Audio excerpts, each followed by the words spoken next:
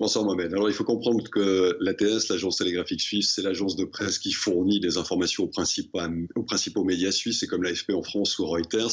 Son travail est fondamental véritablement pour les médias suisses, dont plus ou moins tous d'ailleurs à différents degrés sont actionnaires de l'ATS, que ce soit les groupes comme Tamedia, la NZR ou la SSR, avec la RTS par exemple. Or, depuis quelque temps, l'ATS est en difficulté financière. La direction a donc prévu de couper 40 postes sur 160, 40 postes à plein temps, c'est énorme. Ce ne sera vraisemblablement pas sans conséquence sur les prestations de l'ATS.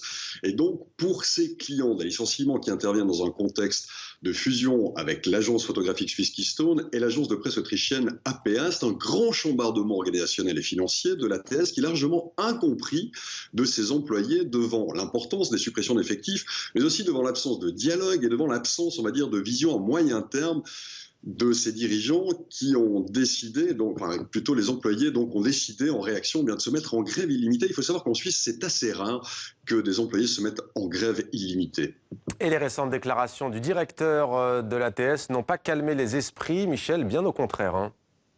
Non, alors c'est plutôt même ça qui a engendré bien cette grève aujourd'hui. On peut comprendre l'opposition à l'intérieur de l'entreprise, mais il faut dire que vu de l'extérieur, on peine également à comprendre, on va dire, la stratégie de Markus Schwab, c'est-à-dire le directeur actuel de l'ATS, et sa communication. Beaucoup d'observateurs voient en effet l'ATS comme une entreprise de service public. Son texte de présentation dit d'ailleurs qu'elle ne poursuit pas des objectifs financiers orientés vers le profit. Pourtant, Markus Schwab parle désormais de dégager des bénéfices afin de payer ou offrir des dividendes à ses actionnaires. Du coup, le monde politique qui paye déjà pour des prestations de l'ATS et qui envisage une rallonge à l'ATS, eh bien, s'interroge sur la pertinence d'une aide financière qui pourrait servir à payer des dividendes à des actionnaires. Il ne le comprend pas. Les politiques sont dans l'incompréhension, les employés sont remontés.